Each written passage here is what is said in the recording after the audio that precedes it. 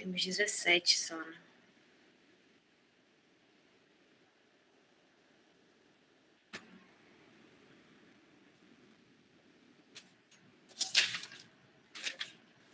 A senhora falou que era eu que ia começar, era sobre a lei orgânica que estava.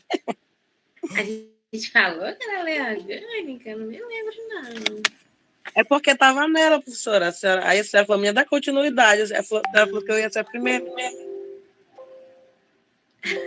Então, bora começar na lei orgânica, que é um bom tema. Peraí, deixa só eu abrir aqui. A Judite, né? Bora Sim. lá, Judite, então. Pode ficar à vontade para falar sobre a lei orgânica. Já tem que falar de entrada. Um minutinho. Tá bem. As leis orgânicas são normas que regulam a vida pública na cidade, sempre respeitando a Constituição Federal e a Constituição do Estado, sendo ela um instrumento para fazer o poder público assumir obrigações de interesse local em favor da população.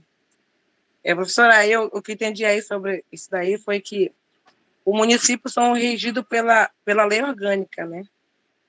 E a lei orgânica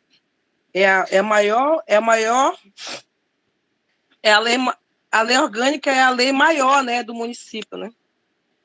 É através dela que se organiza, estabelece as regras, né, de comportamento para a população, né? Se tratando de saúde, sim, né? A gente pode considerar, sim.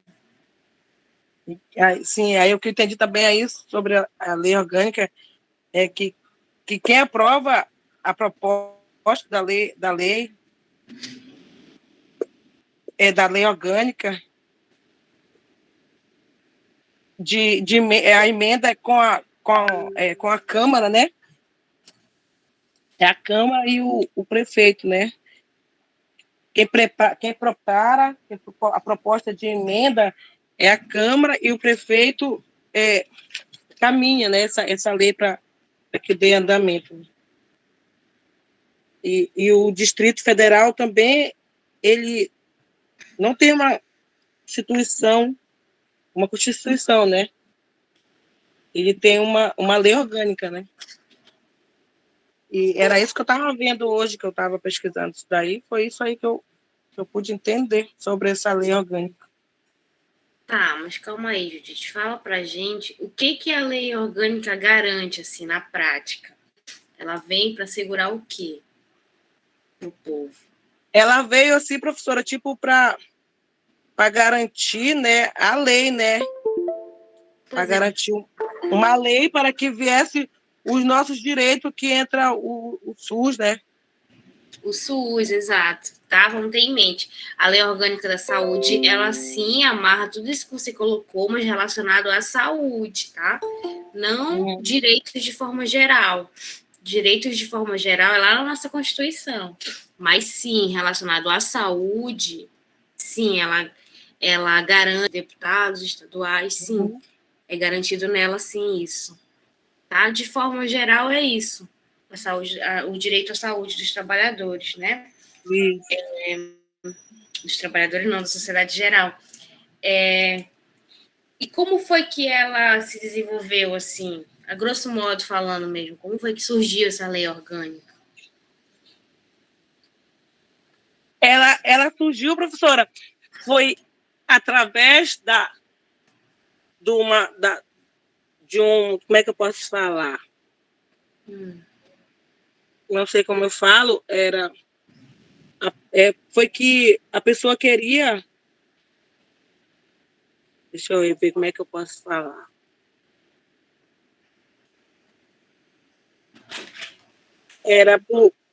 Tipo, a pessoa pensou, não sei se foi uma empresa, a pessoa pensando nele, né? E conseguiu. Não sei como eu posso explicar essa parte. Deixa eu ver aqui. O que veio contribuindo, né, para a construção dessa lei? Foi uma lei de conquista, né? Foi conquistada. Aí pensa assim, como foi esse processo de conquista?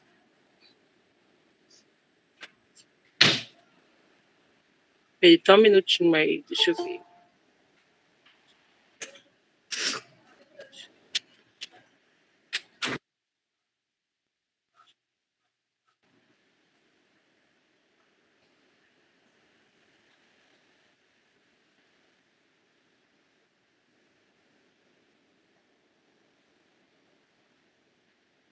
Essa parte eu não estou conseguindo explicar como é que eu falo. Calma aí, bora pensar aqui uma forma de melhorar. Alguém ajuda a Judite, ajuda a gente aí a entender como foi esse processo de construção ali da lei orgânica? Ajudem a gente aí. Bora chamar os universitários. Temos 20. Vamos lá. Como que ocorreu essa construção da lei orgânica? Aconteceu o quê?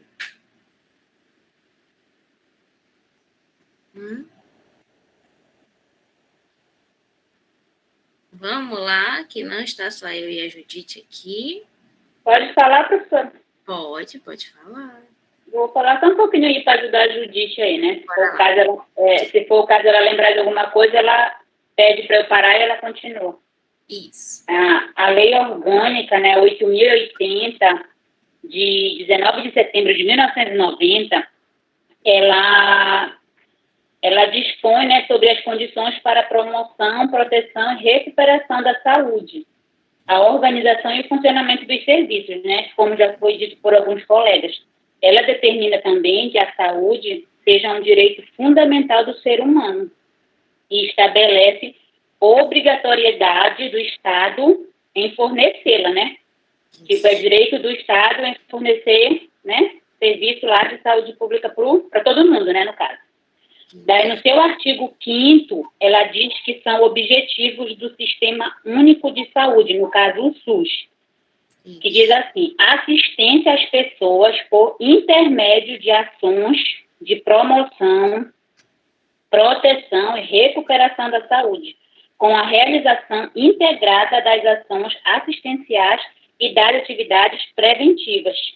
Portanto, não apenas da atenção à doença, né, como também da garantia de boas condições de vida à população. No caso, ela promove, ela diz que tem obrigatoriedade, né, essas coisas da campanha, vem daí da lei orgânica, da campanha, né, de vacina, essas promoções que acontecem na saúde. Isso mesmo. E discorre para a gente um pouco, não precisa ser só você, tá? Se você tiver vontade de falar, pode falar, mas se outra pessoa quiser colaborar também. Como foi esse processo para chegar em tudo isso aí? Quem que teve essas ideias de todo esse apunhado de direitos para a população? Tudo isso que você colocou mesmo, quem que pensou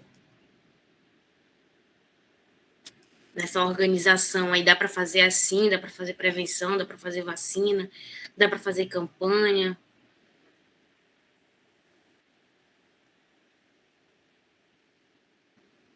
Não surgiu a partir da ideia de se organizar essa parte da saúde, que antes era meio bagunçado, né?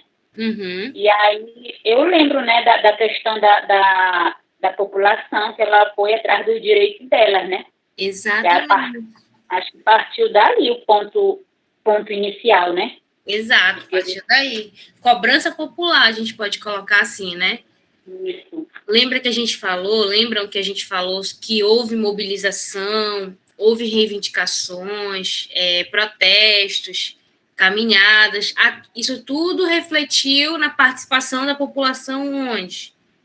Onde foi que eles foram apresentar as ideias, as propostas?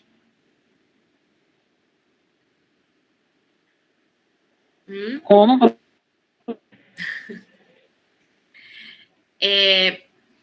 Todas as ideias, as propostas, as possibilidades propostas ali na Lei 8.080, que é a lei orgânica, elas partiram de uma cobrança popular, né? A gente pode colocar assim, que a gente já falou. A população cobrava algumas coisas, propunha algumas ideias, através de manifestos, de caminhadas, de protestos, de reivindicações.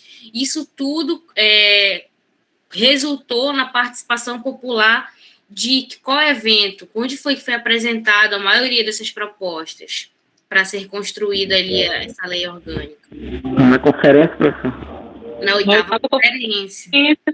Exatamente. Vocês sabem, mas às vezes eu pergunto e vocês ficam, como? Não entendo.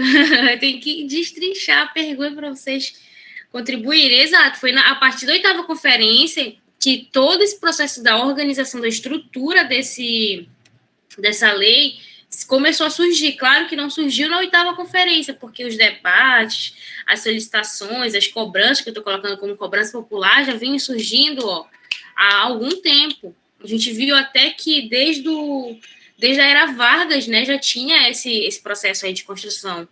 Então, acumulou tudo na oitava conferência, onde foi exposto as ideias, o modelo de organização, o que a sociedade desejava quanto saúde, né, de forma geral, para o povo, e ali foi sendo aceito algumas coisas, outras não, outras nem tanto ouvidas, mas na grande maioria culminou tudo na oitava conferência, e foi lá que foram apresentadas as maiores propostas, né, que resultaram na construção do SUS, que foi na nossa Constituição Federal, né, em 88, mas aí muitas coisas meio que não ficaram fechadas, muito bem amarradas na Constituição, e a sociedade veio e fechou a lei em 1990 para garantir o que já estava dito na Constituição e garantir outros direitos mais.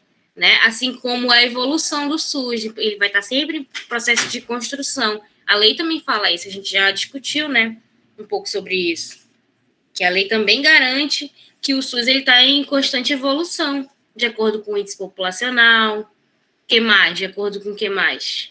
Que ele vem em constante evolução, mudanças. Boa noite, professor. Boa noite, James. Hein? Baseado em quais situações que o SUS está aberto ali a constantes mudanças, atualizações?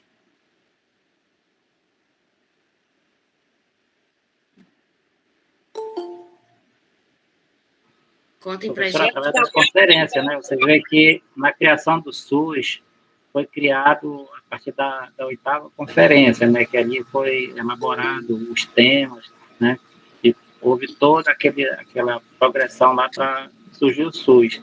E as conferências, elas continuam, né? Elas não pararam. Então, a cada encontro, né, de conferências, então, eles vão o que pode ser feito para ajustar, para melhorar os atendimentos do SUS, né? E vão incorporando, né, nos atendimentos,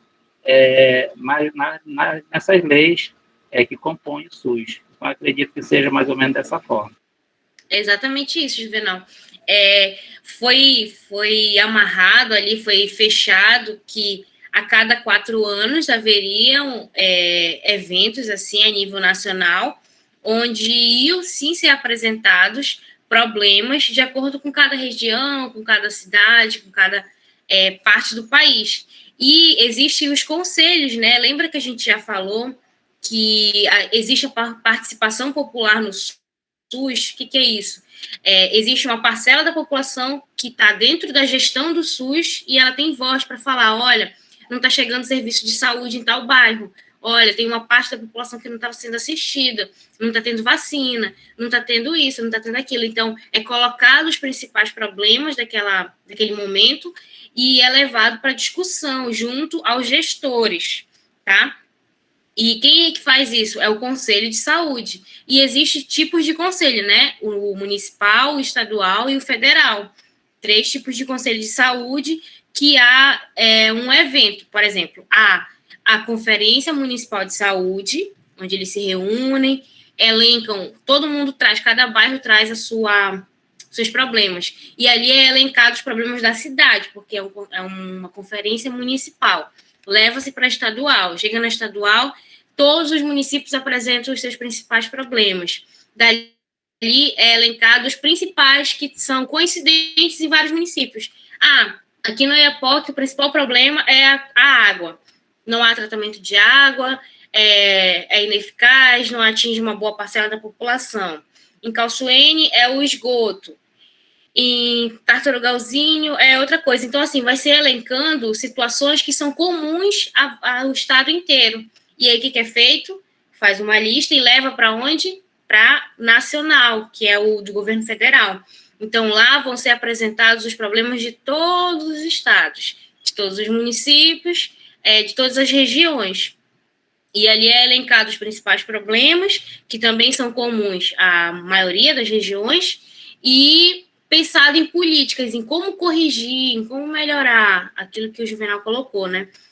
Através do atendimento. Como que o atendimento pode melhorar para corrigir esse problema e esse problema? E assim está em constante evolução, atualização. Lembra que nós falamos ontem um quadro, né, de atualização, mas existem N possibilidades que cada ano muda. Vacina muda todo ano o calendário vacinal. A gente se mata estudando calendário vacinal em 2019, 2020 já vem outro calendário, 21 a mesma coisa. Então, assim, muda porque está sempre em atualização, tá? Deu para entender esse ponto? Bora para o outro. A gente vai falar, vou sortear alguém aqui para falar da Era Vargas, tá? Natália. Tá aqui a Natália. Tá. Vamos lá, Natália. Fala pra gente um pouquinho da... Oi, fala pra gente um pouquinho da Era Vargas. Professora, eu não estudei esse tema da Era Vargas, que eu faltei um dia dessa aula. Mas a gente já falou bastante, né? Já deu para construir aí um bom arcabouço teórico.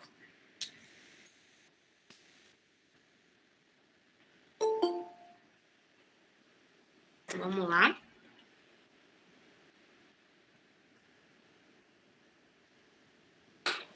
Não pode escolher outro, não?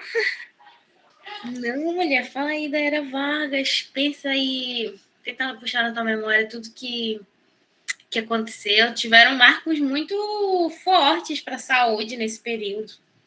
O próprio modelo de governo dele é muito específico para o tipo de saúde que a gente tem hoje, né? Pensem aí um pouco.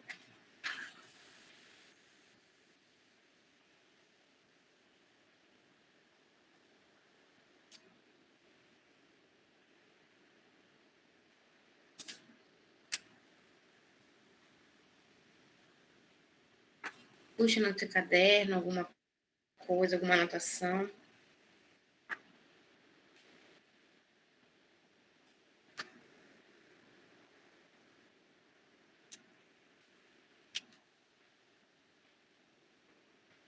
Não, Natália? Não. Tá, faz assim. Fala pra gente, então.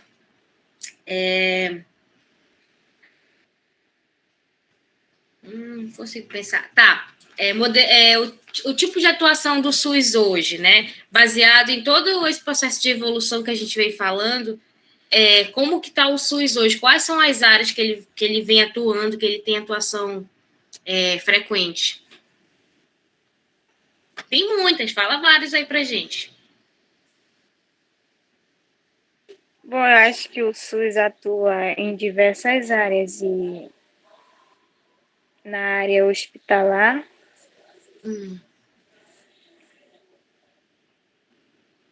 Deixa eu me recordar aqui as outras. Tá, puxa aí. No teu HD.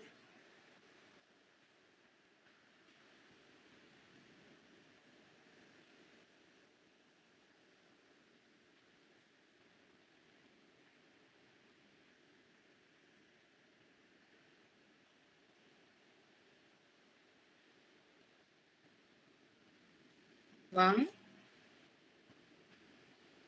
A gente está 3 dias falando isso, galera. Você já tem que estar falando isso de trás para frente. Então, maçante que já está. Pensa assim, Natália. Onde que a gente encontra o SUS? Onde que o SUS trabalha? Além do hospital, assim, vamos pensar fora.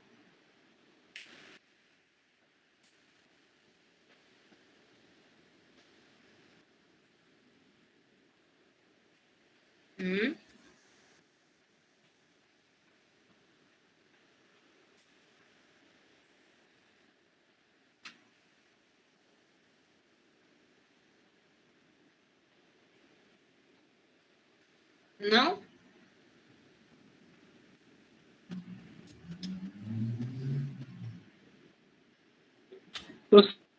Falar só um pouquinho. Pode Só falar, uma Felipe. coisa, realmente, Verdade. ela atua com sanitária, né? Fiscalizando as casas, dando aqueles clorito, né? Clorito, falando daquilo, Hipoclorito. para pingar na água, com alimentação também, Enquanto nos postos de saúde, né? Calma aí, Hã? né? Pode falar, Felipe, tô te ouvindo. Eles atuam em campanhas também, que são muito importantes, de febre amarela, sarampo, né? Outras coisas na escola. Pode falar. Não, pode falar, eu ia te cortar, mas pode falar. É porque o teu microfone fica muito perto, aí encosta e a gente quase não consegue entender muito. Aí quando fica mais longe, assim, dá pra entender. Ah, tá. Tá bom. Pois é, só é isso. Ela atua em, como a nossa amiga falou aí, nos hospitais, né? Com vacina, com tratamentos, com cirurgias gratuitas que o SUS nos oferece, graças a Deus, né? Entre outras coisas que ajudam na saúde. A limpeza, fiscalização de limpeza do hospital, né? As das dengue, entre outras coisas. É uma forma de atuar, eu acredito. Isso mesmo. Diversos meios ele atua, né? Fala, Natália.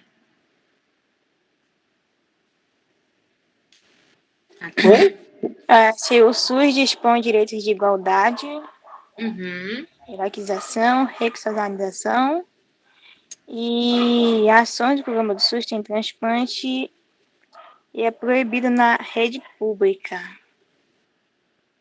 Como assim? É uma anotação que eu fiz, não me recordo de tudo. Eu também não entendi. É proibido na rede pública?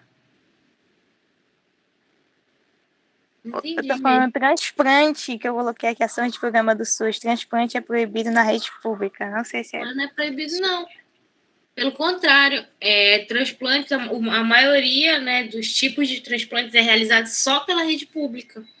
Porque no Brasil não é permitida, né, a compra de órgãos e venda de órgãos, então é por doação anônima, né, doações anônimas.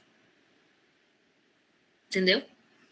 Entendi. Creio que eu não anotei essa parte aí. Confundi sua anotação aí. Tá, bora para outro tema. Vou sortear aqui outra pessoa.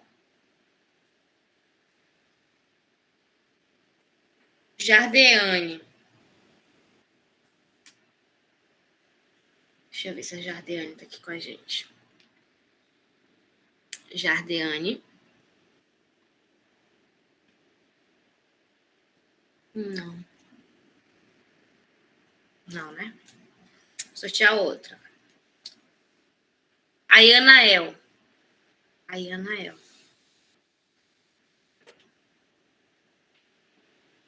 Por que, Ayanael? Fala pra gente. Não, só um pouquinho. Bem baixinho a gente não vai fazer barulho.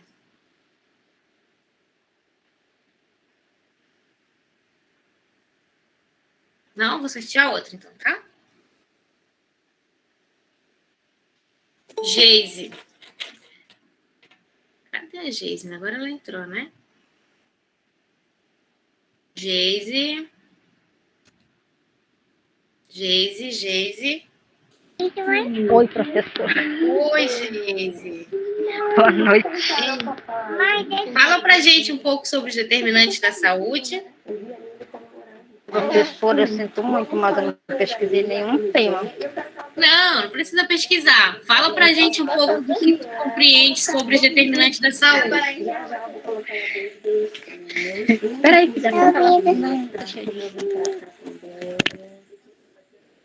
Vamos lá, puxa aí na tua memória o que são esses determinantes. Traz um exemplo de um determinante que é importante, né, para a condição de saúde. Alguma coisa que influencia ali no processo de saúde, doença.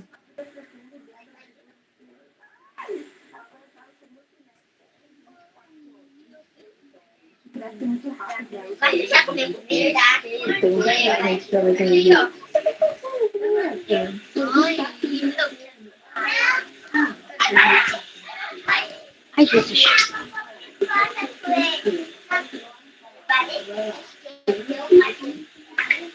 Não? Não, professor. Não quer tentar? Nem um pouquinho? Não? Não. Tá, vou chamar outro aqui. Vamos falar da determinante de saúde. Carlene. Tá aqui a Carlene hoje. Tem muita gente que ainda não foi chamada, né?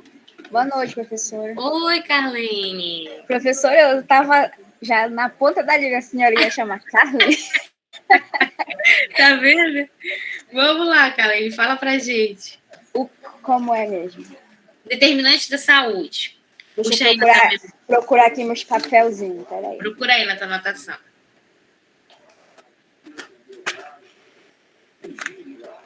Ei, professora? Professora? Oi. Só, licença, tá rapidinho, Carlene. Só para avisar que a Yanael, ela não falou, eu acredito que porque ela está com problema na boca dela, ela quase não está conseguindo falar. Ela pediu para avisar. Desde onde que ela está falando que ela está com problema na boca dela? Não sei explicar o que é. Tá bom. É afta, parece, se eu não me engano. Poxa, mas tá sério assim? Ai, Anaia, fala pra gente, mulher. Tá bom. Depois eu converso contigo, tá? Obrigada, Rubiane.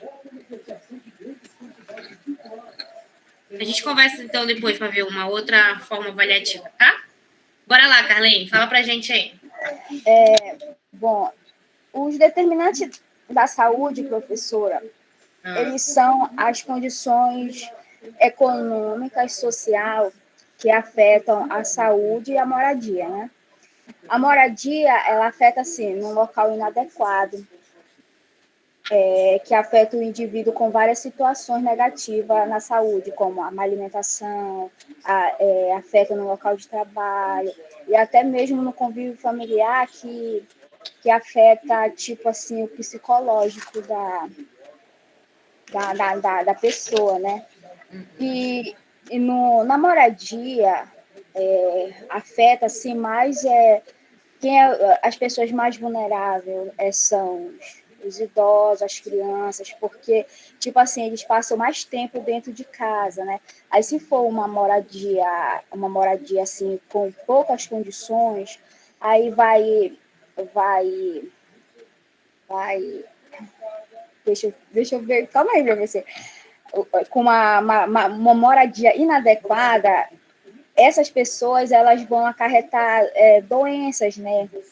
Porque, como elas são idosas, são crianças, elas têm que ficar mais em casa. Aí elas podem ter problemas de saúde.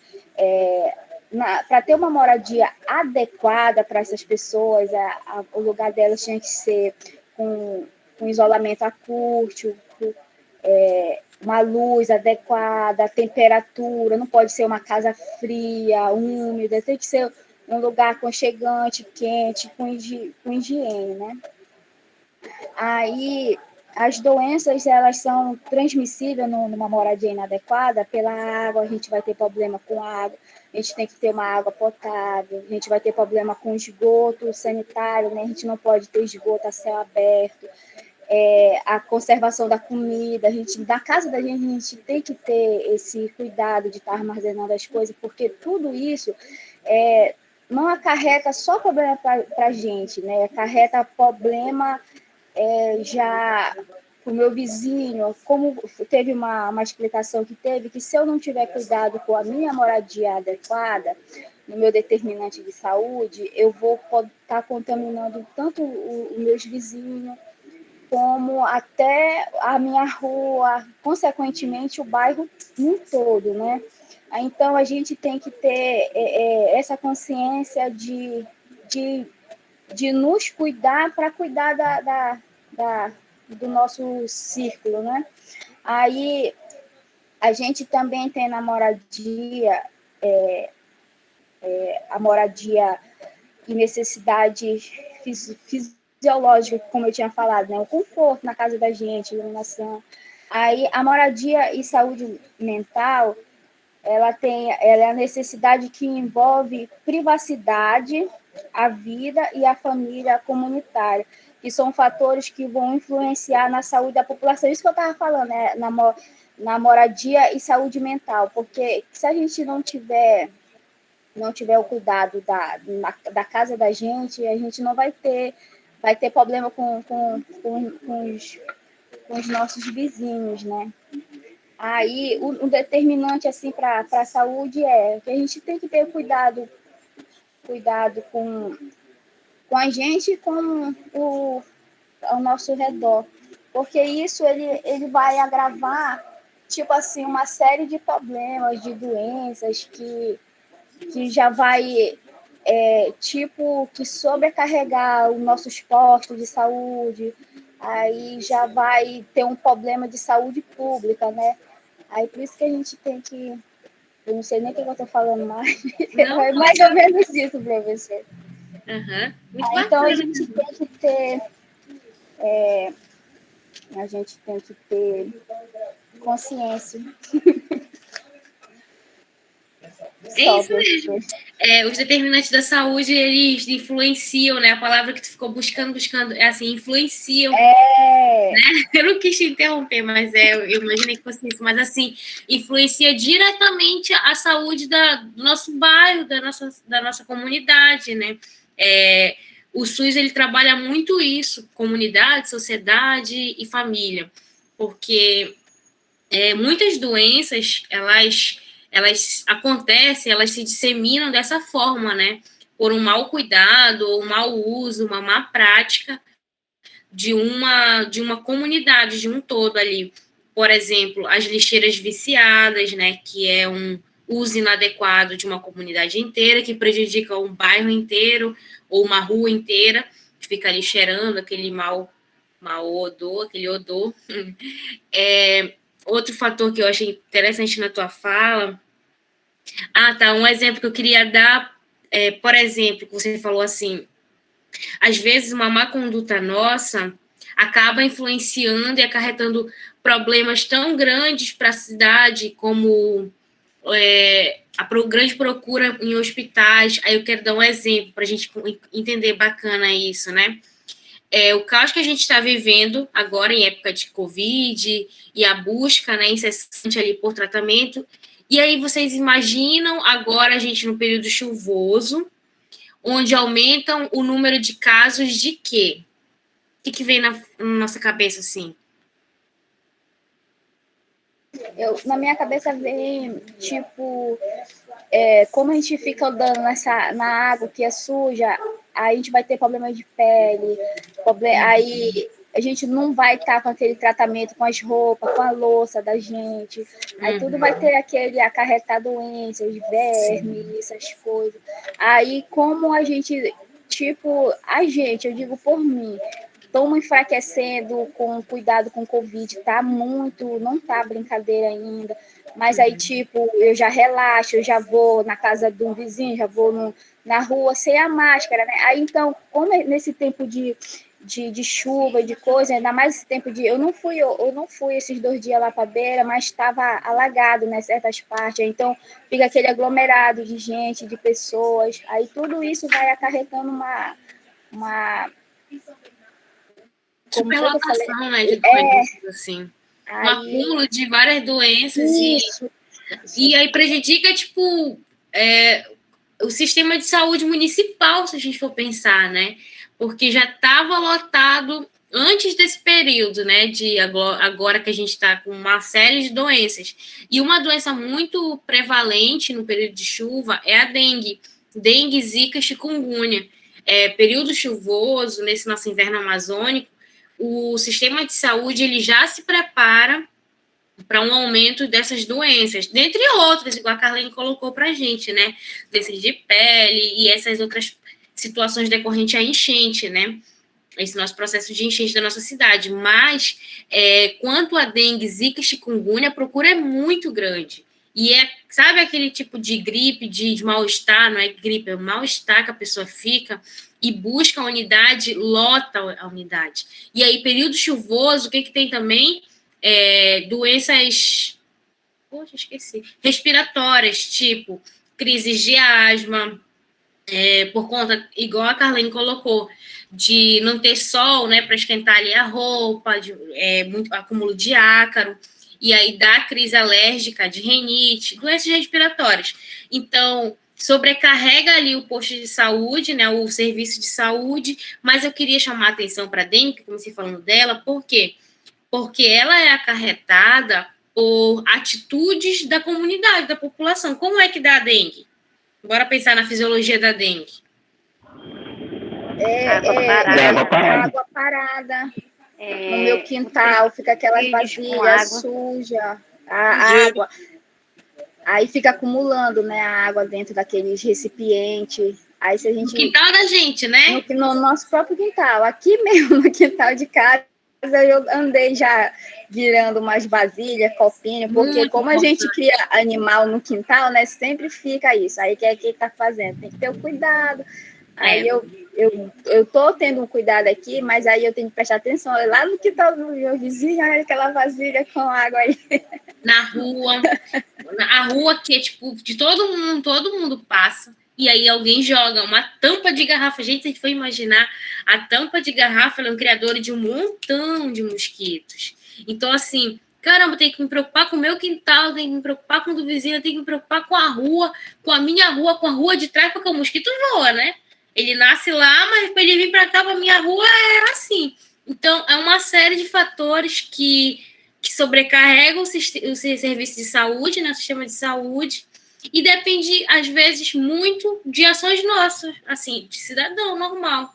Então, eu dei o exemplo da dengue porque a gente já conhece, é uma doença que a gente já conhece, a gente fala muito da Covid, né, a gente não conhece, a gente não sabe, mas a dengue é uma doença que a gente já conhece, a partir dela veio aí a chikungunya com a zika, com um pouco mais de mistérios, que a gente não sabia muito bem como que era, o que que sente, o que que faz, como que dá, mas a gente já sabe, e mesmo assim, o nosso inverno amazônico dá muito caso de dengue, zika e chikungunya, nas nossas regiões aqui do norte, né, que são essa área de alagado.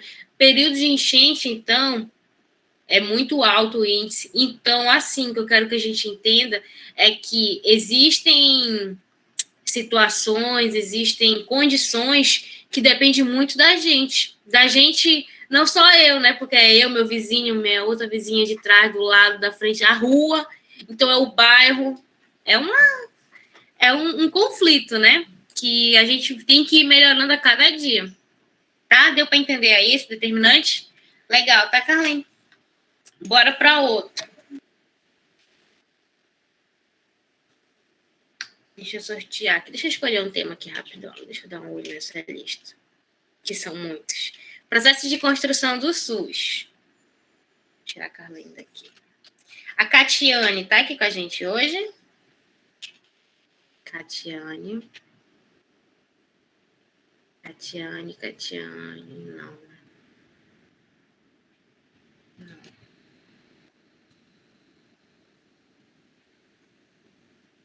Eliana. Tá, Eliana?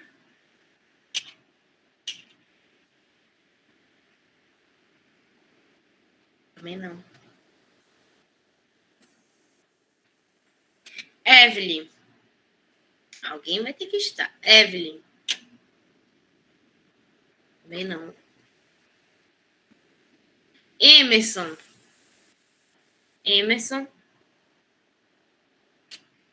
O Emerson tá, né? Emerson, vamos lá? Oi, professora. Oi, chegou a tua vez. Fala pra gente sobre o processo de construção do SUS. Olha, professora. Que bom! Foi o que eu falei naquele dia, né? Não me lembro. Conta aí pra gente. Que eu falei das evoluções. Que o processo de construção do SUS, ele até hoje ainda está nisso ainda. A cada vez dia melhorar mais. Ele começou em 1900 e... Peraí, professora, que eu estudei, mas já esqueci aqui, já deu amnésia. Puxa aí na tua cadeira. Peraí, rapidinho, só um minuto. Tá.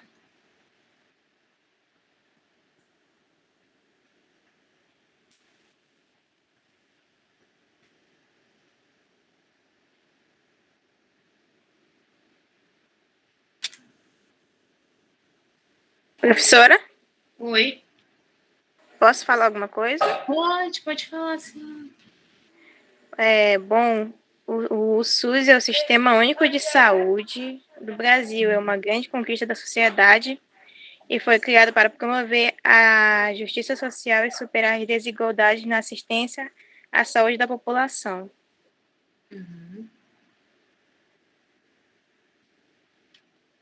Que mais? Me contem mais aí desse processo de evolução, de construção do SUS.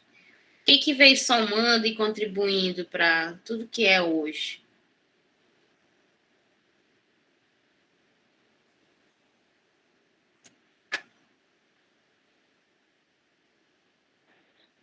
Professora, eu acredito que a construção do veio ocorrendo desde da oitava conferência, que veio o CAS, né, e veio a oitava conferência. Eu acredito que a construção iniciou desde aí, as leis de Betis, que é a 880, a 196, e entre outras leis que foram obtidas nesse sistema, que foram questões, Calma aí, Felipe. Tá entendendo? Eu não entendi a última frase. Foi muito ruim a minha internet. Então eu falo rápido e caminho. Tem que falar mais devagar, exatamente, que a gente consegue entender. Se eu falar devagar, sai da mente, aí eu me perco todinho. Vai, tenta falar um pouco mais devagar. Dá pra entender, só que fica cortando. Tá bom. Eu até voltar à mente, tá? Eu acredito que a construção do SUS iniciou desde a oitava conferência, com as leis, com as organizações, o Sistema Único de Saúde, sobre as leis que foram metidas para todo o país, né? Universal, que qualquer pessoa pode ser atendida, não importa se é de mais se é do estado dali, igualitário, né? E a promoção, recuperação, proteção, que é promoção de que é profilaxia, né, para nós ter na nossa vida também, a recuperação da saúde, né? E entre outras leis também, 196, né, que é o dever do Estado, né, garantir medidas para nós, né? Eu acredito que seja isso a construção que deu início a essa oitava conferência. Tá. Assim, a oitava conferência ela foi um marco muito importante, né, para essa construção. Mas a gente não pode dizer que deu início ali. Concretamente, sim. Concretamente. Começou ali. Pode falar, Mike. Assim, só complementando um pouco, né, eu acredito que, assim, a construção do SUS, né, como o Felipe colocou agora aí, mas ela se deu, assim, mais por uma necessidade, a criação do SUS, para tentar, de alguma forma, favorecer os menos favorecidos na época, né, que, como a gente pode ver, antigamente, eram poucos que tinham direito à saúde, né, na era Vargas ali, apenas as pessoas que trabalhavam, carteira assinada, né, que pagavam ali um valor para a Previdência, apenas eles tinham direito de ter uma assistência médica, uma assistência à saúde, na verdade, né? E o SUS, ele veio para favorecer aqueles que não tinham esse direito, né? A gente sabe, os trabalhadores rurais, pessoas que não trabalhavam, os autônomos que não trabalhavam com a carteira assinada, que não cooperavam com a Previdência. Então, de uma certa forma, o SUS ele veio para igualar, né, essa situação aí, veio para favorecer de uma forma igualitária para todos. Acho que é mais ou menos por aí. Porque essa parcela aí da população que não trabalhava, de carteira assinada e que era mais pobre e tal, era a grande maioria, igual é hoje, né? Assim, hoje é um pouco diferente, claro, mas era a grande maioria da população, era cerca ali de 60%, 70% da população. Ou seja, a minoria tinha direito à saúde, então era na busca de melhorar isso. E deixa eu ver o que eu ia dizer para vocês. Tá.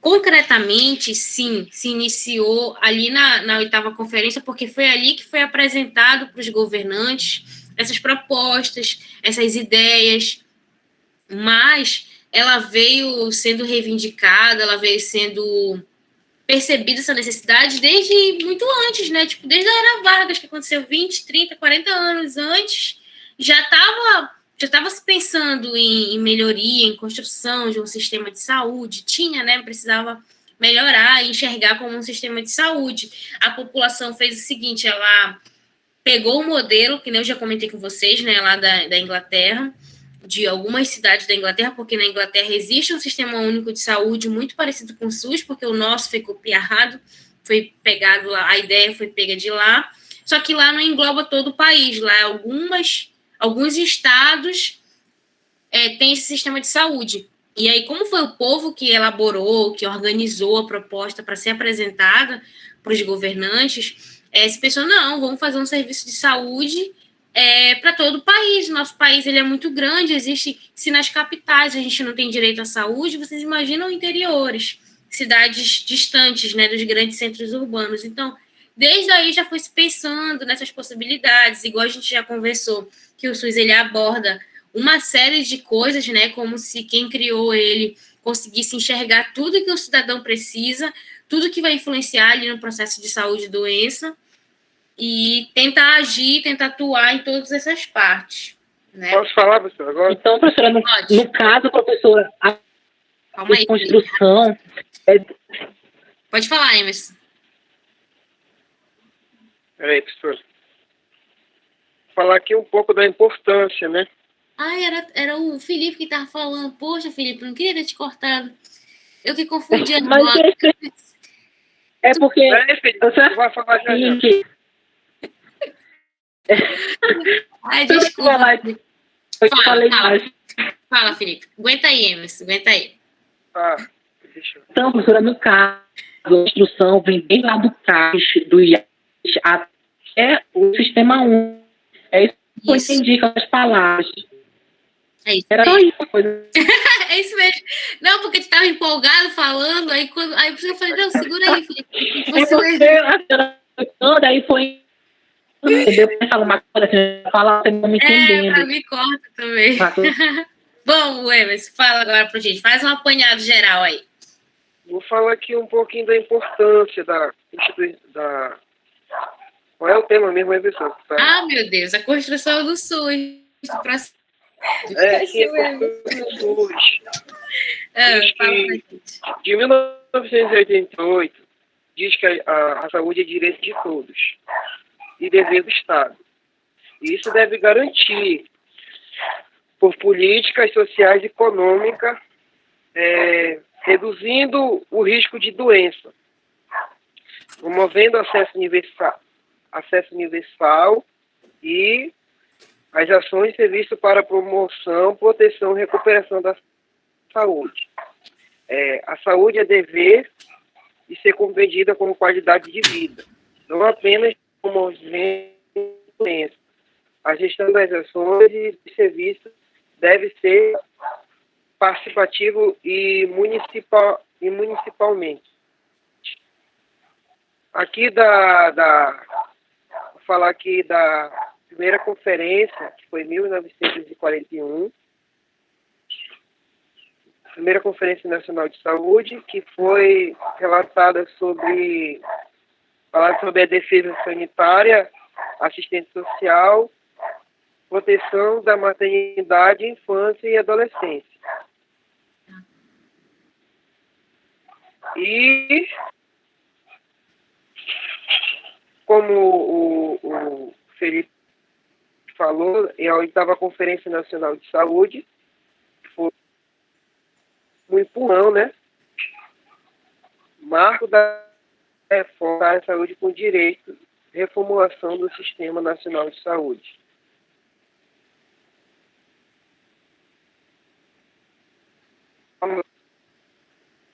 Professora? Estou lhe ouvindo. E em 2011,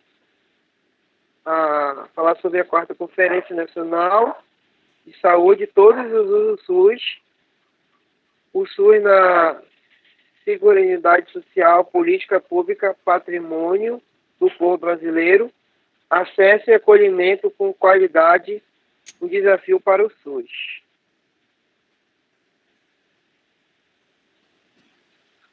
É isso, professora. Mais alguma coisa que eu possa falar? Estou falando que eu entendi. Não, eu entendi. E, assim, sobre a Constituição do SUS, ele ainda está em construção ainda. Ele nunca para, né? Cada vez mais ele está evoluindo. Isso. Que tipo de fatores que faz com que ele venha a mudar, a se atualizar? Como assim? A mudar, atualizar, como assim? O que leva o SUS a mudar ou vir a trazer uma atualização nova, já que ele está em constante evolução, né? As pesquisas de doenças. Evolui. Doença evolui muito. Surge doenças novas também, né? Na verdade, surge as doenças e eles pesquisam e aí vão gerando, vão fazendo, criando remédio e assim vai. É isso aí. Eu não sei se esse Covid aí que eu ouvi falar, ele foi criado, né? Ele foi criado. Né? Surgiu, né? Surgiu. Vê se pode, professor, uma coisa dessa. Lá na China. Foi cachorro com morcego, parece. Não tem ainda, tá? O laudo completo. Mas sabe, professora? Isso daí é culpa do governo, que isso aqui não era para ter chegado aqui. Era para ter evitado. Mas é muito rápido, porque, como a gente já conhece, né? É uma doença que, se ela não for prevenida, como é que previne? Com barreira. Que tipo de barreira? No mínimo, máscara. E na época a gente não tinha hábito de usar máscara. Ninguém usava. No Japão era um país ainda que já tinha tido outras grandes pandemias nesse calibre e já tinha a prática de usar, mas o Japão é tipo um país, né, no mundo. Então a chance de se disseminar era imensa, igual foi, né? Aconteceu. As pessoas elas circulam de um país para o outro muito rápido. Essa doença ela matou mais gente do que a gripe suína. Sim. Assim, mesmo que os governos tivessem se organizado para fazer barreiras, para combater a disseminação, ainda teria tido uma grande contaminação. E não houve grandes barreiras pela maioria dos governos. Então, estava meio que escrito que ia ter essa grande disseminação, né, a nível mundial. Aí. É uma fácil transmissão. Se o H1N1, que não chega nem aos pés do que é o corona, já foi uma infecção muito grande, e só rolou dentro de algumas cidades, imagina que ele é muito mais forte, né, o coronavírus, ele é muito mais forte. Então, foi incontrolável. Ainda mais uma doença sem se conhecer, igual a gente falou, né? Conforme surgem doenças, vão surgindo novos protocolos, novas atualizações, e eu ainda digo para vocês que essa doença tenha vindo para ensinar a gente a esse cuidado, né? A gente sempre teve práticas muito inadequadas para a saúde, por exemplo, como pegar em qualquer lugar e levar a mão no rosto e uma série de fatores. O uso de máscara, de face, né, de máscara facial, é algo que deve ficar para nós. E tem alguns hábitos também, né, professora? Muitos hábitos, exato. Cita alguns pra gente aí, Natália. Tipo o hábito de lavar as mãos toda vez que a gente chega em casa. Porque muitas das vezes a gente vai no banco, caixa, né? Uhum. Eu não sei vocês, mas eu não tinha esse hábito constante de chegar em casa e logo lavar as mãos depois de ter ido no banco na caixa. Isso é verdade. Hoje iniciou o Covid que eu comecei a criar esse hábito. Aí eu venho, lavo meu rosto. Né? É isso mesmo. Na verdade ele veio para ensinar também, né? Uhum, exatamente. Outro hábito que eu posso destacar é lavar a compra, né? Ter o hábito de limpar a compra. Essa mercadoria, ela vem de tão longe para chegar na nossa casa e a gente manipulava de qualquer jeito, né? Imagina uma série de coisas que vêm lá do sul, ou às vezes de outro país, e nenhum momento era limpo.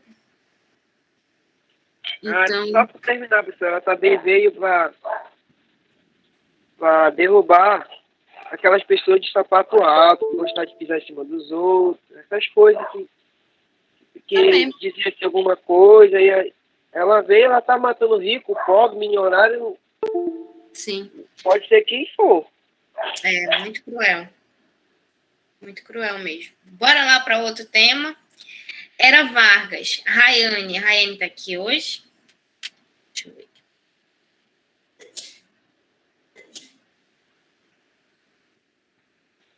Professora, eu acho que ela saiu, porque eu nunca mais vi ela nas aulas. Professora, eu não fui chamada. Deixa eu falar um pouco do Marcos da Vargas. Não entendi. Ela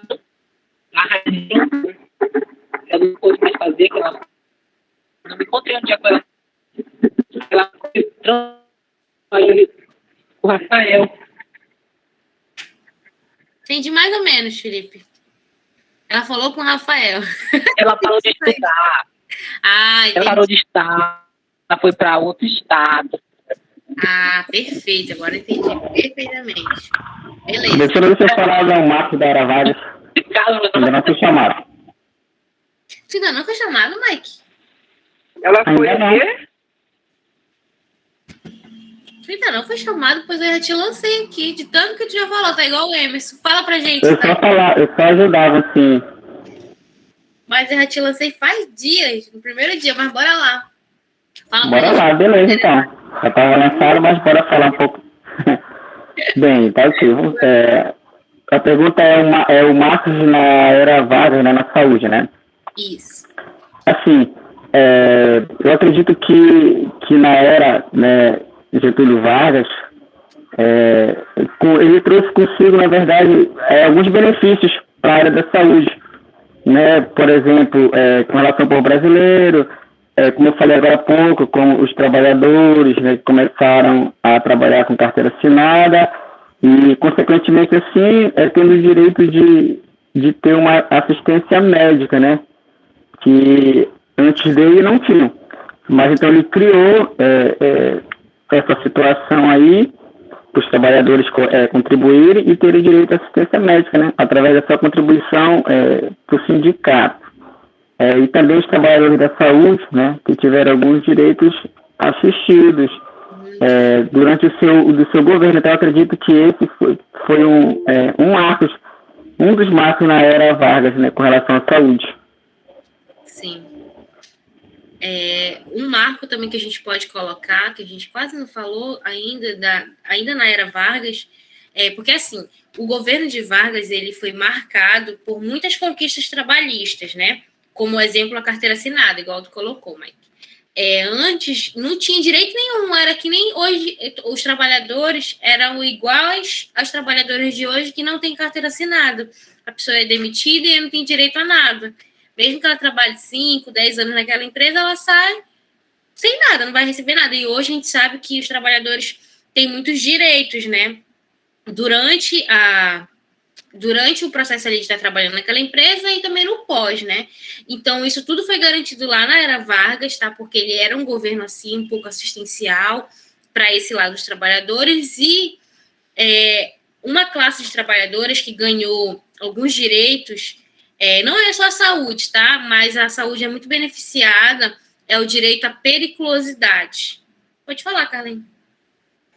Professor, eu posso falar sobre um pedacinho que eu anotei aqui da Era Vargas? Pode falar.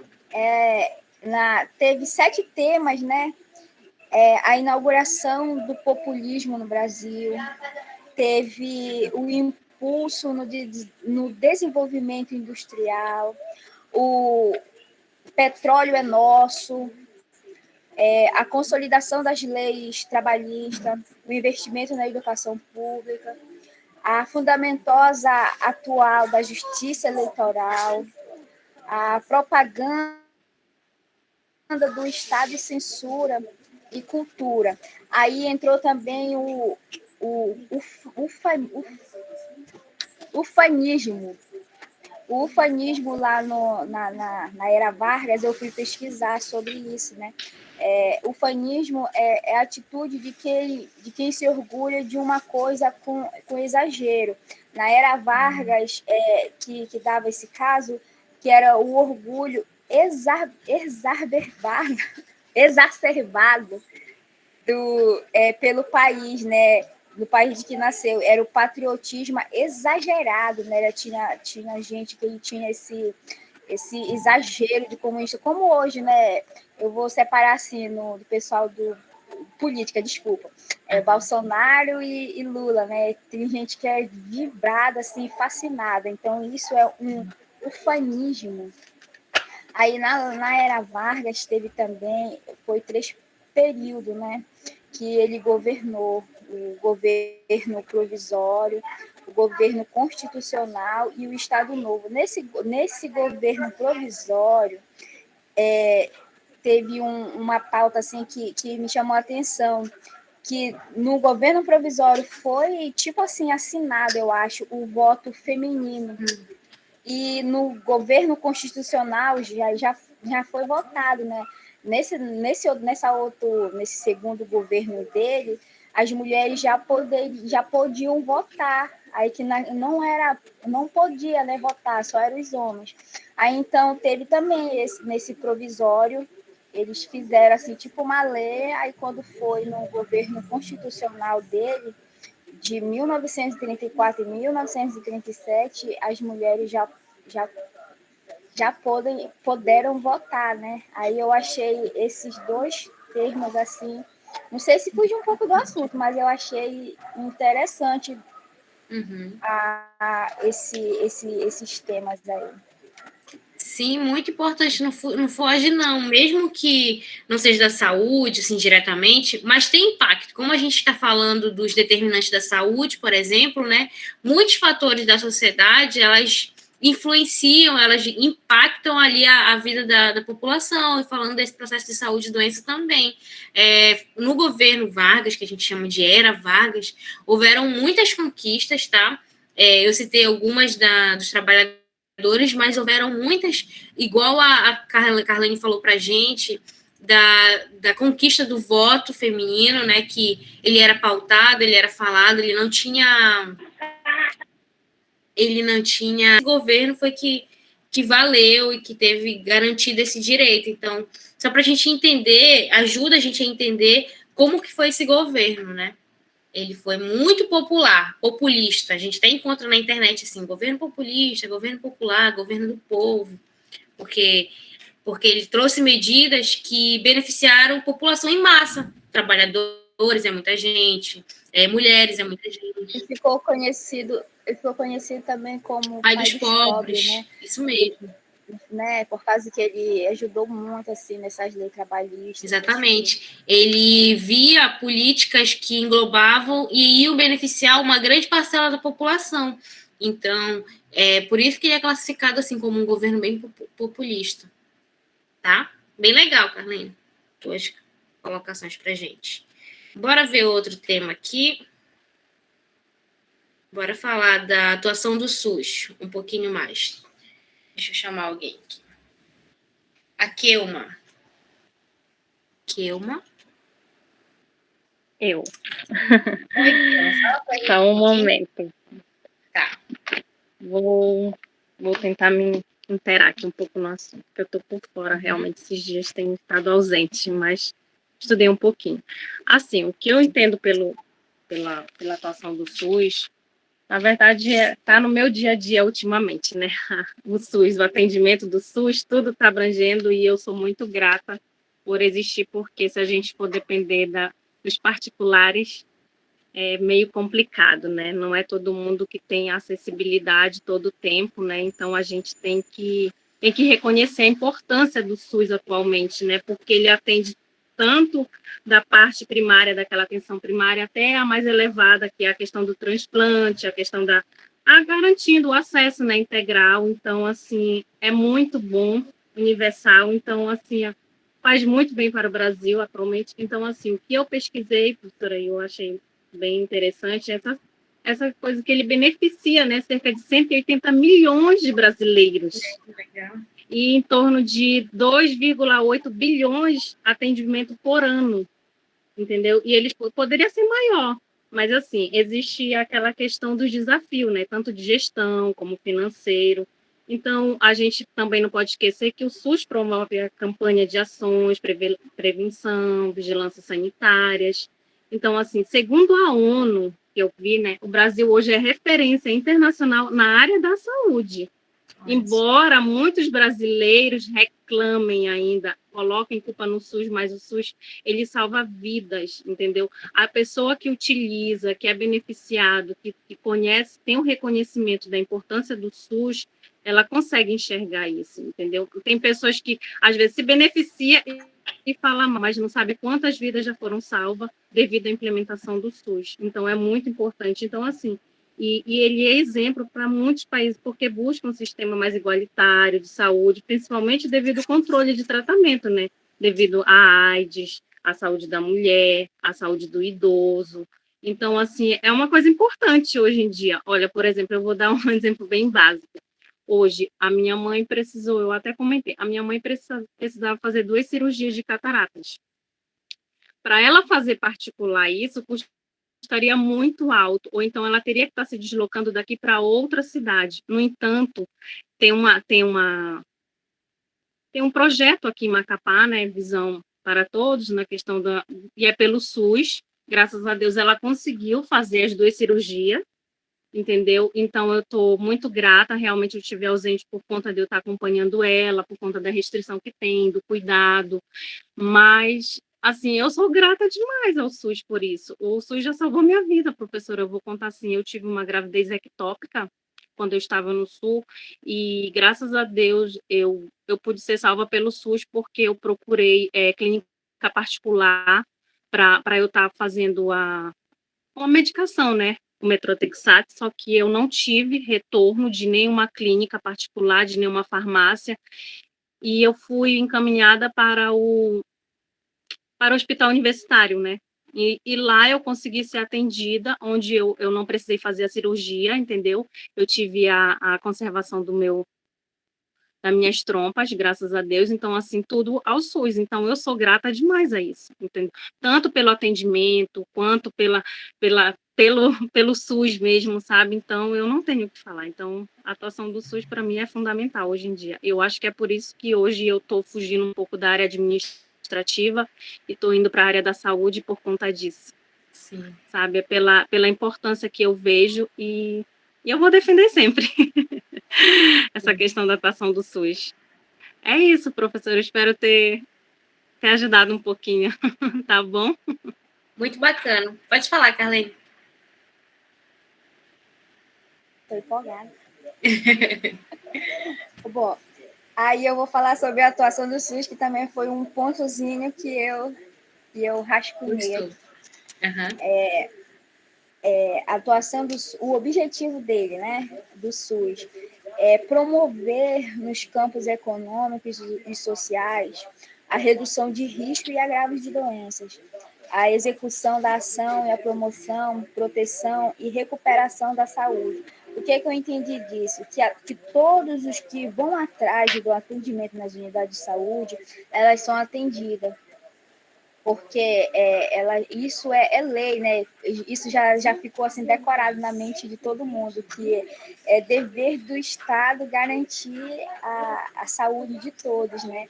Então, todos esses que procuram, que vão atrás, ele abrange um campo grande de...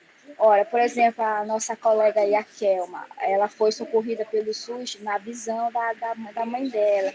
Se for eu, vou atrás de um ortopedista, vai um outro colega meu, vai atrás de um auxílio, de uma viagem, alguma coisa. Tudo isso engloba, né, professora?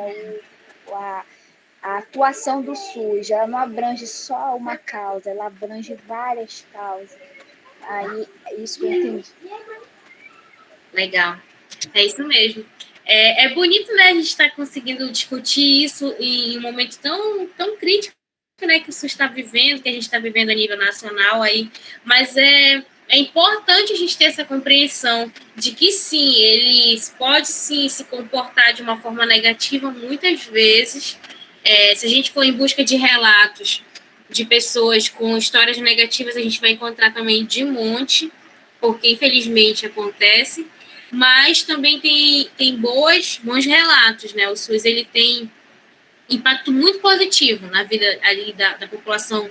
E isso a gente fala a nível nacional. A gente for lá para o sul, tem história, lá para o sudeste, no centro-oeste, no agreste ali do nordeste, que é muito precário a chegada do serviço de saúde. Na nossa Amazônia, que o acesso é muito difícil, porque não tem rodovia para todo lugar, não tem rio que vai para todo lugar. Então, tem lugar que é muito difícil acesso e não tem uma clínica de saúde que chegue lá, mas o SUS chega. O programa Saúde da Família chega.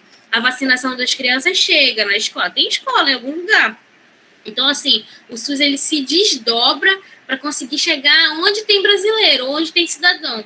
Então, é muito bacana a gente conversar sobre isso. Tá? E vocês pesquisarem, trazer as conclusões de vocês, trazer histórias, porque quando a gente ouve um relato, a gente fica, olha como acontece, olha como pode acontecer, olha como a política funciona na prática.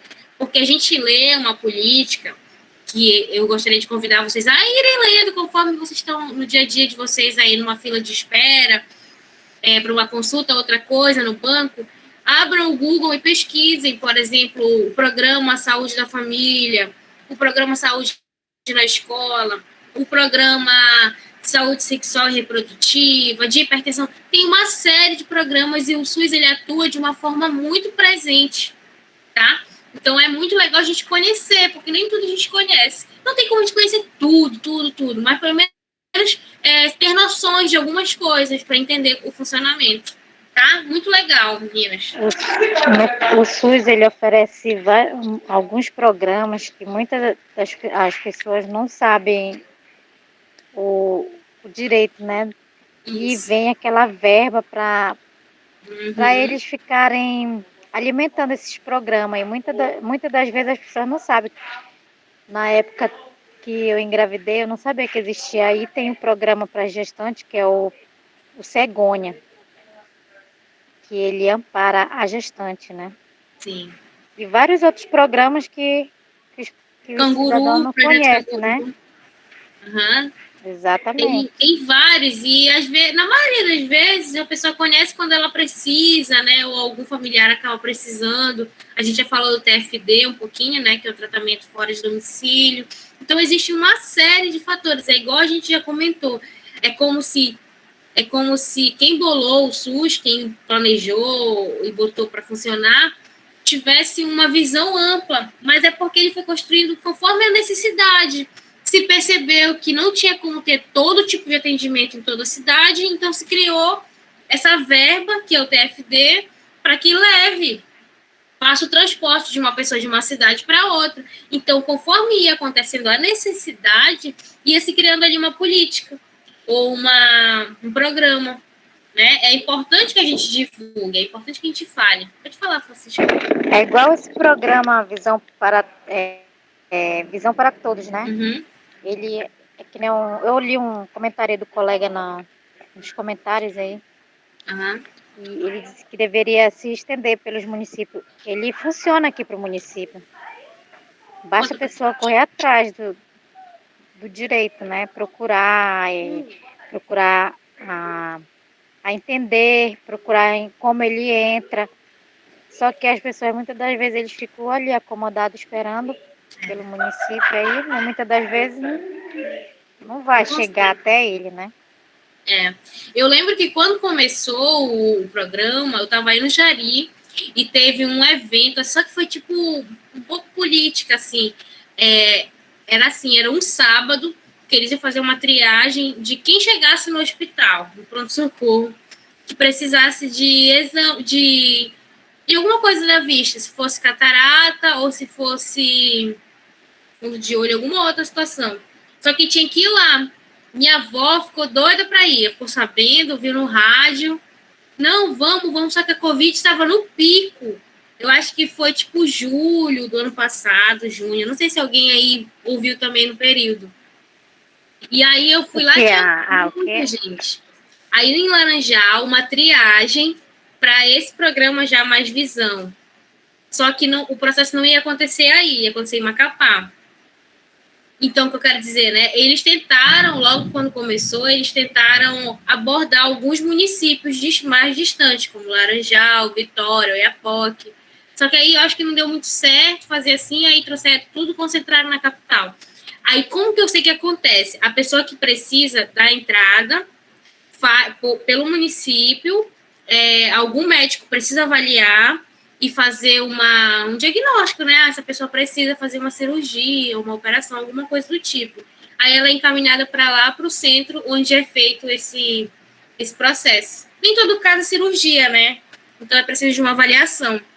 Mas pelo que eu vi no começo, eles tentaram abordar todos os municípios. E eles fazem, só que agora, até onde eu vi, que eu acho que foi em março, que eu conversei com uma enfermeira que está trabalhando lá, e era dessa forma. Nos municípios estava ocorrendo o encaminhamento, aí a pessoa, infelizmente, tinha que vir para a capital, se instalar, né, porque precisa de uns dias, aí a colega pode falar para a gente melhor como que funciona, mas eles estão tentando aí abordar o máximo de gente possível do Estado, que é um programa do governo, né, estadual, então professora, é assim inclusive... mesmo, continua funcionando assim mesmo. Continua funcionando assim aqui. Né? Mesmo porque a gente não tem um oftalmologista pelo SUS aqui, né? No município aí tem que se destacar para a capital. Pode falar, Kelma. Tá, desculpa, Francisca. Não, é assim, eu tenho encontrado muita gente realmente do Jari, exatamente assim como a senhora está descrevendo, né? Pega encaminhamento, vem... É bem rápido, porém, assim, fica demorado devido à grande quantidade. É muita gente estão sendo contemplada. Então, assim, fica bem cheio. Eu creio, assim, que durante eu ter ido esses 5 dias direto, é mais de 200 pessoas, sabe? Num horário só, é muita gente mesmo. Então, são de vários municípios que vêm. Então, acaba ficando bem cheio mesmo. Mas que bom que está havendo, né? Pelo menos é muita gente... agraciada por esse projeto, né, que Sim. É muito importante. Quantas pessoas não têm condições de fazer e graças a Deus esse projeto veio para favorecer. Então, é muito bom. Eu sou grata, né, caso da minha mãe, não só por ela, mas por todos que precisam, né. Sim. E se a gente for pensar, né, gera uma qualidade de vida para a pessoa, porque, imagina, é um desconforto muito grande. Eu não tenho propriedade de fala para falar de como é o desconforto na vista, na visão, mas a pessoa não consegue ler direito, não consegue se movimentar, locomover, então gera ali uma qualidade de vida, mesmo que a gente ouça muita fala quanto política, porque a gente ouve, né, isso daí é essa política, não sei o quê, eu mesmo já ouvi várias pessoas falando, mas eu vejo muito como política pública, tá gerando resultado para a população, tá chegando em quem precisa, né. Então, eu vejo de forma muito positiva, como o próprio relato que a Kelma colocou para a gente aí, né? Professora? Pode falar. É assim, olha, como a Francisca falou, né, que existe muito programas que a gente acaba nem sabendo o que existe, né? Aí eu queria, assim, por que acontece esses programas que a gente não sabe ou a gente é mal informado? Queria saber o porquê.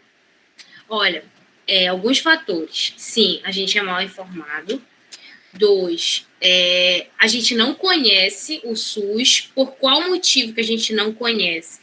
Porque nem toda a população busca atendimento preventivo. O que é mesmo o atendimento preventivo? É aquele atendimento da atenção primária, né? Que a população vai fazer consultas preventivas, desde criança, tem consultas preventivas de criança, né? O SUS, ele garante que até 14 anos, até 12 anos, tem a consulta pediátrica, que não é pediátrica, né? Mas que a criança vá até os 12 anos, desde criancinha até os 12 anos. Então, é muito falho, posso colocar, né? É falho essas consultas, porque a criança a família só leva a criança no acompanhamento até 7, 8 anos no máximo. Passado isso, a criança já não tem mais hábito de ir em consulta de rotina, porque ele tá saudável, vou levar na consulta consulta para quê? Fazer uma consulta de rotina, que vai ver peso, vai ver altura, vai ver pele. Criança tem muitas doenças dermatológicas, então, assim, a gente não tem hábito, a gente fala o Brasil mesmo, não tem hábito de consultas preventivas. Beleza, se a gente não tem hábito de consultas preventivas, a gente não costuma usar as políticas preventivas. Como assim, professora? Quero dizer que a grande parcela da população só vai em busca do SUS quando está doente ou está precisando de algum tipo de assistência médica. Assistência, né, em saúde. Então, a gente acaba pulando uma etapa, que é a etapa da prevenção. E a grande maioria dos programas, igual você colocou, Lucilene, são na etapa da prevenção. Se a gente pula essa etapa, a gente já vai para uma consulta, por exemplo, com um gastro, um otorrino, um especialista, um ginecologista, a gente pula a etapa da prevenção. Vamos citar alguns programas que são na etapa da prevenção. Crescimento e desenvolvimento, tem nutricional. Aí o que acontece? A maioria da população busca quando está em caso de obesidade, como a gente já falou. Existe, garantido pelo SUS, cirurgias plásticas de bariátrica, por exemplo, que é redução de estômago. Mas existem programas que trabalham na prevenção, que é para a pessoa não chegar no grau de obesidade. Existem programas de hipertensão, que acontece? A pessoa vai buscar tratamento já doente. Então, vocês entendem? Um dos motivos ali de por que a gente não conhece tantos programas, porque a maioria dos programas são preventivos. E a gente, população de forma geral, busca o atendimento quando já está doente ou quando está precisando de serviço. Então, a gente pula essa etapa da prevenção. A grande maioria, eu justifico assim. Por exemplo, o Programa de Saúde Sexual e Reprodutiva, ele fornece diversos métodos de prevenção para casais. E quase ninguém busca. Sabe o que as mulheres buscam? Usar anticoncepcional. Eu vou tomar, é o que a gente ouve nas UBSs, vou tomar o meu anticoncepcional. Mas você faz um acompanhamento? Não. Já procurou outras alternativas? Não. E o SUS tem diversas alternativas que, se a gente for numa clínica particular, é caro. É caro colocar um DIU, é caro fazer uso de algumas outras técnicas lá que o SUS oferece gratuitamente. Igualmente o homem, né, professora? Tem vários homens que deixam de fazer vários exames porque falam, isso é coisa de mulher, um monte de coisa. Trabalhar com o público masculino é bem difícil nessa questão da prevenção, porque eles não buscam, igual a Natália colocou aí, eles não buscam atendimento preventivo, nem quando está doente, na maioria das vezes, né? Tem dificuldade em aceitar que precisa de atendimento. Quanto mais isso, e algumas mulheres deixam de fazer algum exame por vergonha, às vezes. Sim. Tipo, tem várias mulheres que eu já inclusive, já conversei, né, que tem vergonha de fazer um vaginal. Um preventivo, que tinha que ser feito todo ano, por exemplo. Então, precisa muito trabalhar a informação, concordo, precisa. A gente precisa informar da importância da mulher fazer o preventivo todo ano, que é o PCCU, né? É muito importante porque só tem como acompanhar se tem doença, se tem chance de ter doença, se está tudo bem, se olhar. Porque é dentro, é interno. Se a gente não olha, não tem como saber. Entendeu? Então, é muito importante que se faça. É o único exame, é a única forma que tem de acompanhar a questão de útero, de processo evolutivo de óvulo, tá?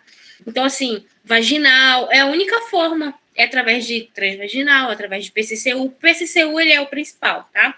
Toda mulher tem que fazer acima de 25 anos. O ideal é que seja feito todo ano, mas cada caso é um caso.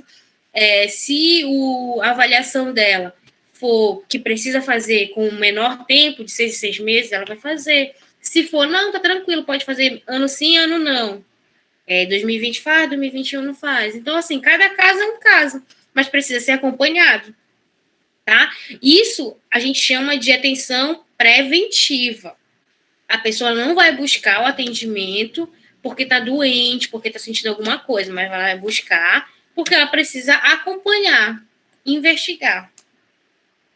Tá? Então, assim, Lucilene, eu justificaria muito assim, que sim, a gente é muito mal informado, sim, a gente, quando servidor da saúde, peca, falha muito em informação, porque a enfermagem é a profissão que está direto com o paciente, com o cidadão, né?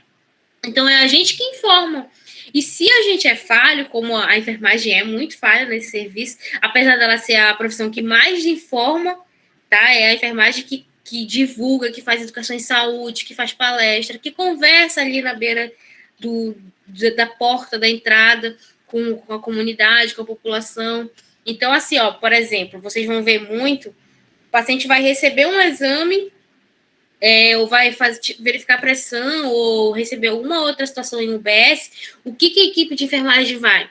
Ela vai lá e fala, o senhor já fez algum exame aqui com a gente? Teste rápido? Ou exame de glicemia? Alguma coisa assim? A gente oferece serviço. É muito comum a gente ver a equipe de enfermagem fazendo isso, tá? Porque é assim, principalmente homem, a gente chama de aproveitar a oportunidade. Se aquele homem está na unidade, mesmo que ele foi buscar o resultado de exame da mulher dele, da mãe dele, da sogra dele, mas ele está aqui, bora aproveitar para conversar um pouco com ele, para perguntar de que ele trabalha, o que ele sente, se ele sente alguma coisa, se a gente observa se ele apresenta obesidade, algumas coisas assim, tá? Respondido, Lucilene? Sim, professora. Você quer falar para a gente um pouquinho sobre esse processo também de Não. do SUS? Nossa, sabe, professora, eu começo a falar, começo a entrar, eu começo a tossir, aí eu precisava fazer essa pergunta. Fala pra gente um pouquinho, se tu vê que vai tossir aí, tu para, a gente espera. Bora continuar na atuação Tudo do bem. SUS? Bora continuar na atuação do SUS? E, professora, nós, Oi. como profissionais da saúde, nesse caso, seria bom a gente começar a levar essa informação para os nossos parentes, familiares, né? Eu acho que seria uma boa, que tem muita coisa que a senhora falou aí que eu não sabia. Sim. Isso porque a gente não tem a prática de falar sobre isso, quem não frequenta, que aqui dificilmente a gente adoece, que a gente não frequenta os hospitais, a gente fica um pouco impossibilitado de escutar essas coisas, entendeu? E até que é do ser humano mesmo, não buscar informação sobre tudo, aí é um pouco trágico a situação. A gente tem que buscar informação mesmo, para não ficar desinformado, né? E o profissional da saúde tem que se sentir obrigado a fazer isso. Surgiu um programa novo, a gente joga no Google, vai ler, pergunta, a gente é meio que obrigado a saber essas coisas, para informar. Tá? Bora lá, Lucilene, conta pra gente aí um pouquinho desse professora, e sobre o que o Marcelo falou, sobre... Pode falar. Sobre isso que o Marcelo falou, familiares, né, sobre o programa, a situação também sobre a espera, né, porque tem muita gente que nem usa o programa SUS, mas pelo fato de algumas pessoas já terem usado e ter, tipo assim, levado aquela espera, né, aí já tem gente que reclama pelo tempo, pela demora, mas aí a gente também que abrir a mente deles, tanto de gente que usa, né, sobre o tanto de gente que precisa, e aí tem gente que fica chateado com isso, né, pela demora. Claro que a gente está precisando ali, que a gente está num momento crítico, como a senhora falou, etapa, tem gente que pula a etapa, né, então ela não, acho que ela, às vezes ela não está com a mente aberta para, assim, para ver que tem muita gente também na espera precisando, né, desse atendimento.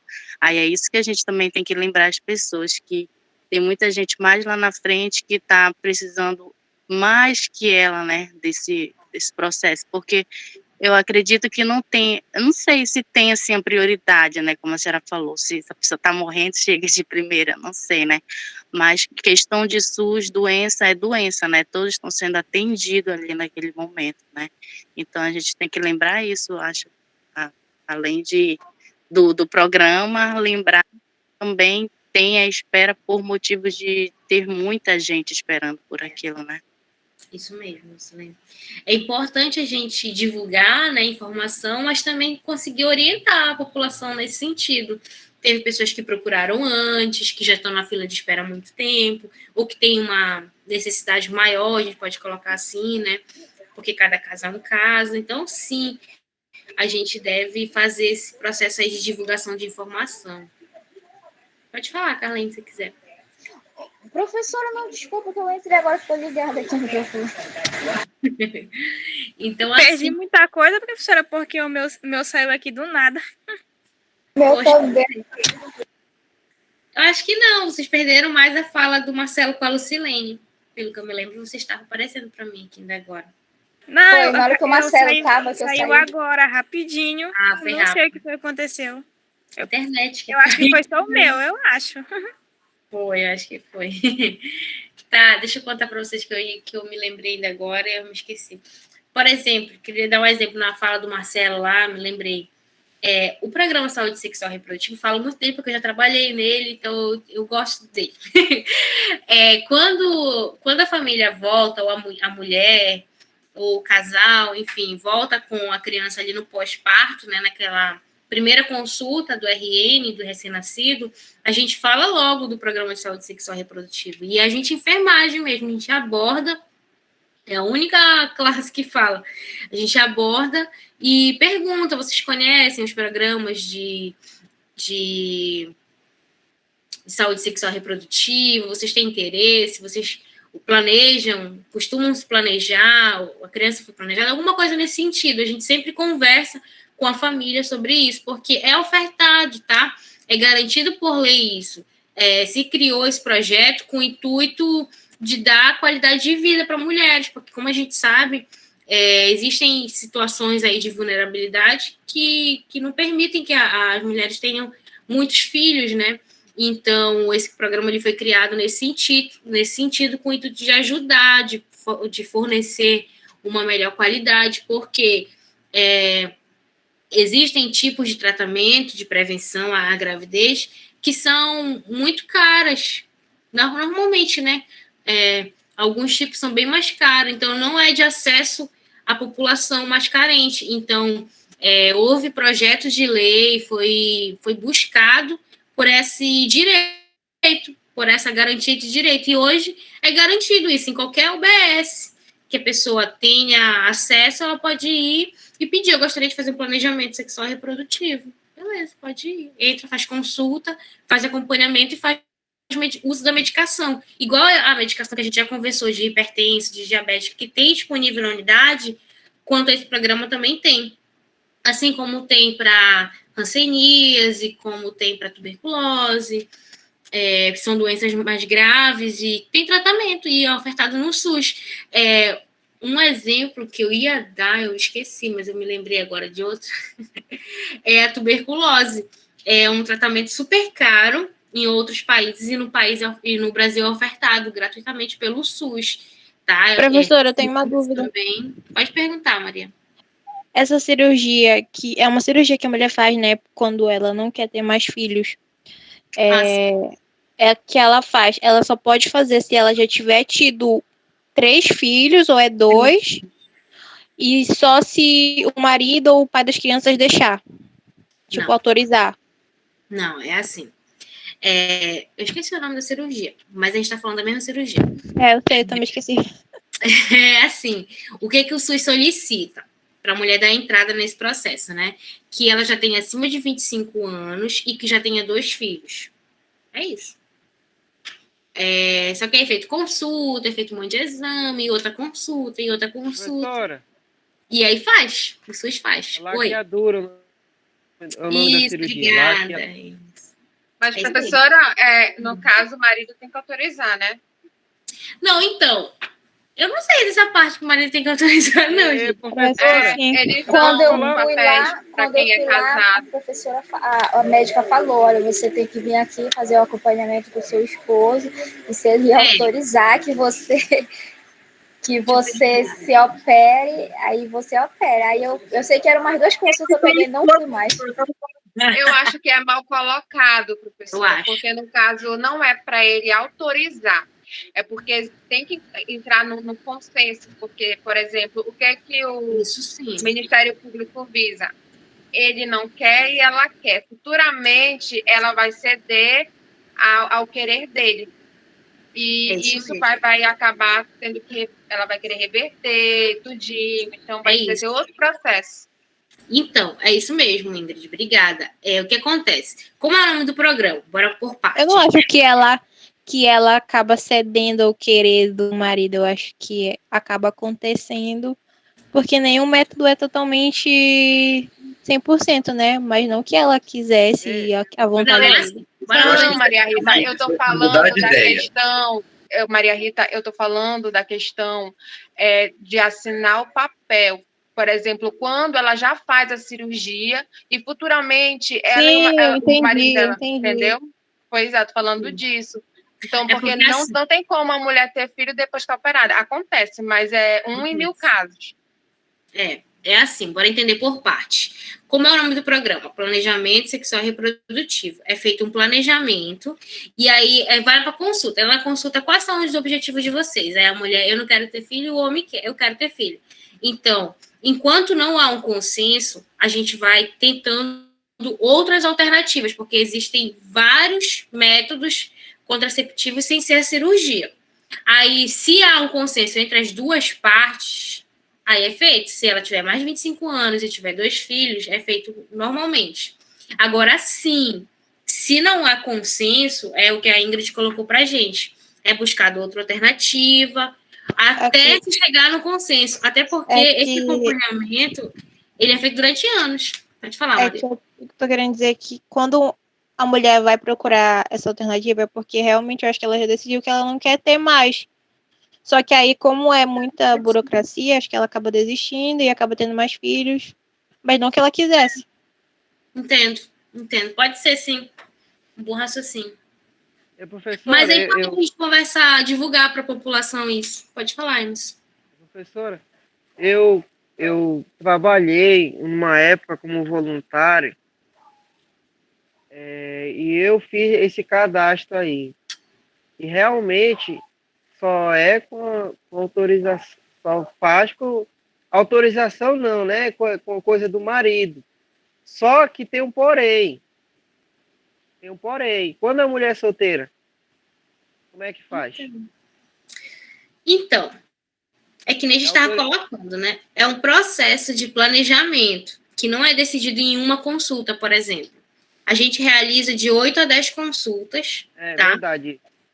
E aí, quem é que faz? São várias consultas. É enfermeiro, é médica, é psicólogo, é assistente social, é uma equipe multiprofissional ali contribuindo para essa decisão, até chegar na parte burocrática, igual a Ingrid colocou para a gente. Aí, quando a pessoa é solteira, quem decide é a família. Tem toda uma participação aí. Quem que participa da consulta? Olha, eu já fiz consulta de mãe e filha, eu já fiz consulta de irmãs, porque a mulher tem vergonha de ir sozinha e leva uma amiga, leva uma irmã. Então, assim, a consulta vai ser feita entre elas duas ali. A gente vai dar informação. A cirurgia ela é de risco, né? Muitas vezes. É uma professora, eu tenho uma dúvida. Pergunte. Eu sempre tive essa dúvida. Já acontece da pessoa fazer a laqueadura e às vezes engravidar. Isso cabe um processo contra a instituição, porque também tem aquela parte que é orientado a prevenção por pelo menos 1 ano, né? Aí, por exemplo, passou desse período, cabe um processo, assim, a senhora já viu algum processo, paciente ganhando e tudo mais? O que acontece? Eu já vi, o caso que eu já vi, né? Vou te contar. Foi assim: coube um processo para o médico, para a instituição e para o Estado. No caso, foi tipo maternidade Mãe Luzia, o médico e o Estado do Amapá. E ela ganhou contra o Estado e contra a instituição. Aí, contra o médico, ela não ganhou. Porque o médico comprovou ali no processo, né, nas audiências, que ele fez tudo direito. Ele comprovou com um prontuário. Um adeno, o prontuário é nosso aliado, tudo que a gente faz, a gente coloca no prontuário, tudo que a gente usa, o fio que usa, a tinta da caneta que usa, tudo a gente coloca, porque o prontuário ele vai salvar a gente um dia aí de um processo. Então, assim, o médico conseguiu ganhar, no caso. Ganhar não, né? Ela não ganhou contra o médico, no caso. Porque ele conseguiu comprovar que ele fez tudo dentro do protocolo ali. Porque estava tudo registrado no prontuário. A equipe também foi a favor dele. Tipo assim, a favor no sentido de que a gente não fez nada de diferente. A cirurgia foi normal. Foi alguma coisa que aconteceu posterior a isso. Ou fisiológico também que acontece. Entendeu? Mas ela ganhou. Professora? E professora, essa questão aí de toda essa questão aí de entrar no consenso, se o marido deixa e tal, essas coisas todas aí, né? Há 15 anos atrás, 14, eu fiz essa cirurgia, né? E eu já tinha 25 anos e tal, tudo mais. Mas eu não lembro de ninguém perguntar, né, pro meu esposo, nada dessas coisas aí. E eu já tinha 3 filhos, né? Mas eles me falam, a doutora que fez a minha cirurgia falou assim pra mim: tu tem certeza? Só me lembro disso, né? Tu tem certeza? É isso que tu quer? Tu nunca mais vai poder ter filho.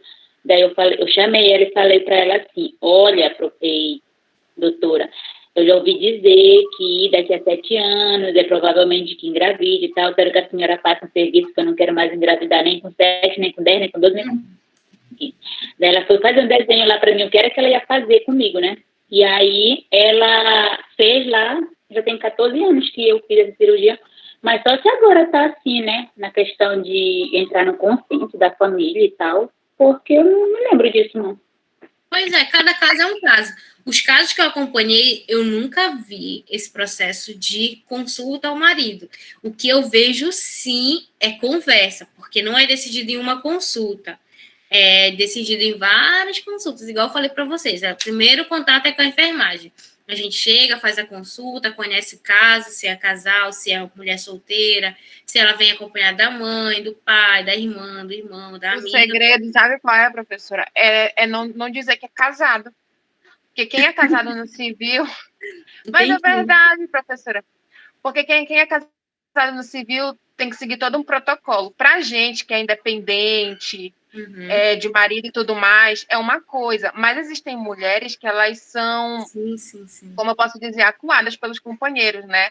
Sim. Eles dominam elas. Então, é por isso que existe esse processo, porque o SUS, ele pensa em todos, ele não pensa só naquelas mulheres que são independentes e tudo mais, ele pensa em todos, inclusive naquelas que sofrem abusos psicológicos. Às vezes, um dizer do marido, por exemplo, não é para se operar, porque tudo tem desculpa, não, porque vai ter que ficar de resguardo, não sei o quê, né? Então, tudo tem uma desculpa.